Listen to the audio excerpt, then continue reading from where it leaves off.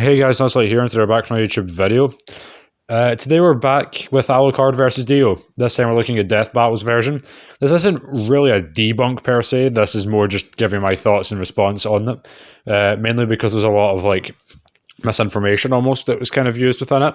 So, I'm here to kind of clear that up. If you enjoyed this video, make sure to dislike and subscribe, and yeah, let's just get into the video.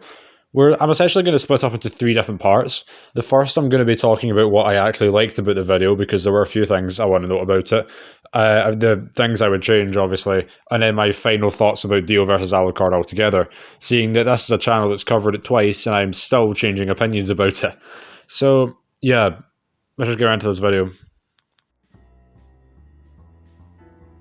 The fight and just the animation in general was really good. Alucard and Dio were both in character. Everything kind of felt natural. The animation was really good. There was one point where it was a little bit janky, but, other than that, it was mostly quite consistent and, as I said, really good. The music also was really good, as I said. It's really fitting for, Alucard versus Dio. And the other thing that I liked about it was that they actually got Dio's speed correct. This was something I was a little bit apprehensive about when going into this, because they did lowball Jotaro's speed before, quite unreasonably, I'd say. So, getting Dio's speed right and just in general, the animation and music were quite good. But now let's actually get on to, the feats that they got incorrect, or just things they might have missed out. I'm going to get this one out of the way, right, because it's kind of unrelated, but also, it's Alucard, so it is kind of related to this video. The whole boundless, debate for Alucard, essentially it goes from Monster of God Alexander Anderson being able to fight Alucard, and Alucard wins. Monster of God has been stated or implied to have the power of God.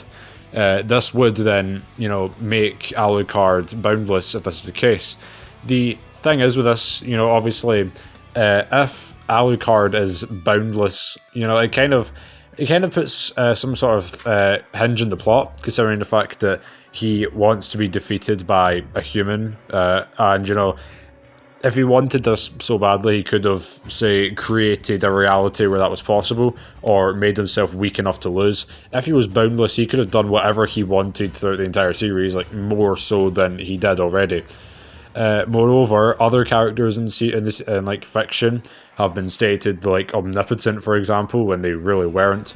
For example, the likes of Thanos, Alien X, and Superboo, for example.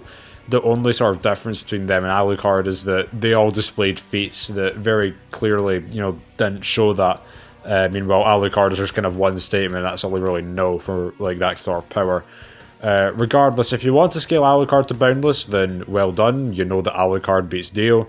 But regardless, we're going to look more at the feats that they provided here. Secondly, they bring up that Dio could mind control Alucard, and while I'm not completely against this happening, since Alucard hasn't really shown any resistances to mind control, he can also mind control himself. Death Battle stated this themselves. So to say that this is something that Dio could use to win is, well, fair enough, but Alucard also has this also. You could say Dio could control Alucard to erase himself from existence if he uses Schrodinger version. And you could say, Alucard could control Dio and get Dio to kill himself. So it's not really definite thing that Dio could use, if you know what I mean. It's not like a thing that can be applied to Dio that is completely irrefutable.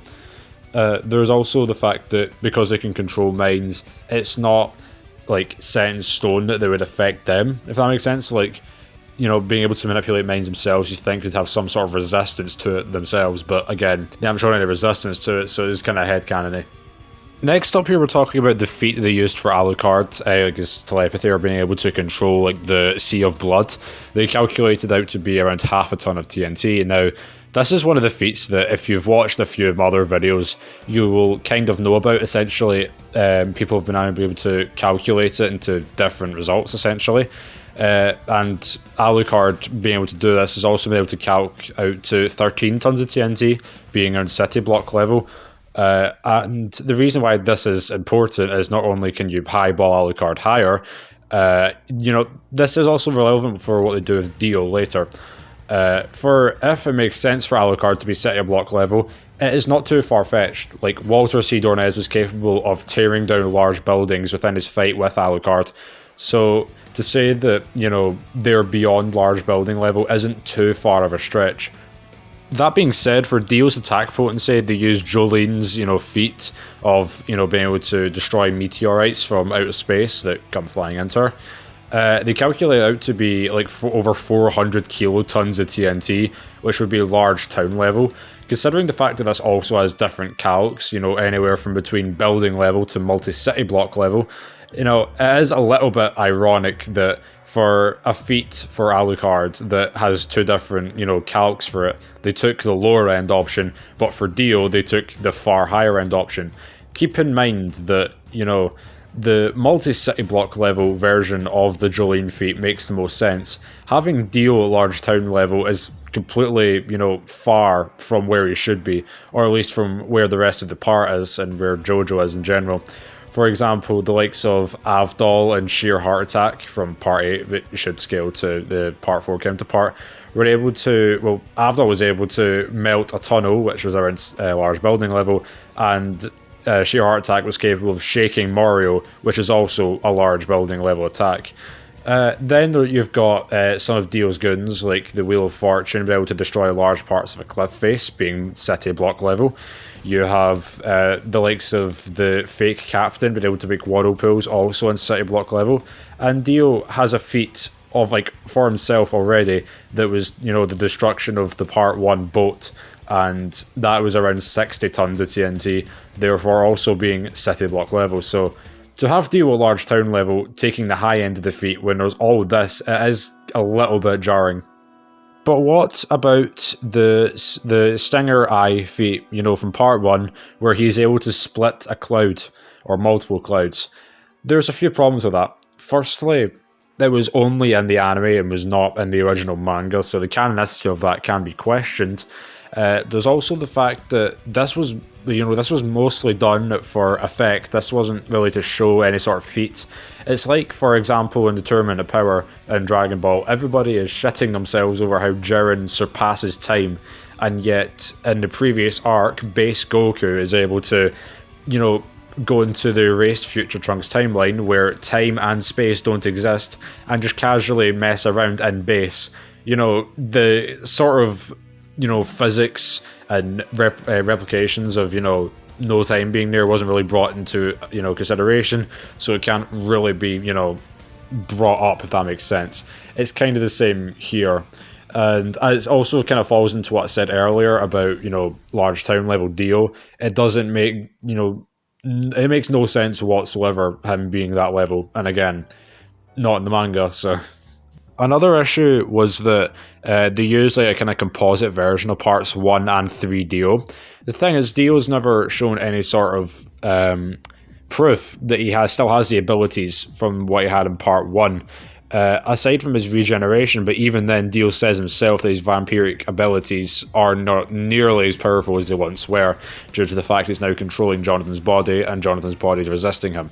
So, even if you were to bring in Dio's vampiric abilities, like being able to freeze people and things like that, it's not exactly going to be too useful, considering, you know, that is much weaker than it once was. Now for what I think overall for Alucard versus Dio, right? I think this is going to be like my final sort of statement out there. If you take a not boundless Alucard before eating Schrodinger, I would probably argue that Dio kind of has it. Yeah, Alucard is much more versatile, but Dio being so much faster, so much more powerful, and so much more durable, just kind of, you know, balances in his favour. Alucard isn't really durable per se, his regeneration is just what makes him so insane, and the one way around that would be to destroy his heart after, you know, he's completely, you know, vulnerable. That being said, it kind of relies on Alucard, you know, releasing all of his souls to fight Dio for that to happen, so for Dio to win, you'd kind of have to be relying on Alucard to, you know, send out all those souls. If you were to use like a Schrodinger version of that Alucard, then it's a much closer fight, since, well, yeah, he's not getting any souls within him, so Dio theoretically should have an easier time. he's not faster than him anymore, and you know the time stop doesn't really matter, seeing that he's omnipresent. So I'd probably argue that probably Alucard would probably be able to whittle him down from then and be able to defeat Dio if you know you use the omnipresent version. If you just boundless Alucard, I'm pretty sure it's obvious that Dio would get absolutely stomped. And off topic, or I guess kind of on topic, the only debunk, I guess, video that I've seen so far talks about how Dio isn't as fast as Death Battle said he is. Right. So they try to debunk this with Josuke's feat, or Josuke's statement, saying that Crazy Diamond can only throw, what, like 300 punches in a second or something like that. And the problem with this is Josuke even said himself that he's not measured it, like, at all. And Dio, you know, obviously, they tried to say that Silver Chariot cannot be light speed because they had to use a plan to hit Hanged Man. But you see when Silver Chariot is going up to hit Hanged Man, you see frame for frame him positioning himself to, you know, hit Hangman dead on. He literally has time to sit there for a few moments. And if you use Death Battle's logic of using OVA feats, it's actually much more impressive than the OVA, calcing out to over like 1,000 times. So, yeah. Overall, this Death Battle wasn't so bad, like, it wasn't too egregious compared to their other Death Battles that they've made. Again, these were mostly some of the misinformation that was like brought up and used, but you know, I don't really have much of a foot to stand on, seeing how I've not exactly posted the best Alucard versus Dio video ever either. If you enjoyed this video, dislike and subscribe. If you want more content like for versus debates from me, then make sure to comment what you would like to see in the comments below. And yeah, I'll see you in the next video.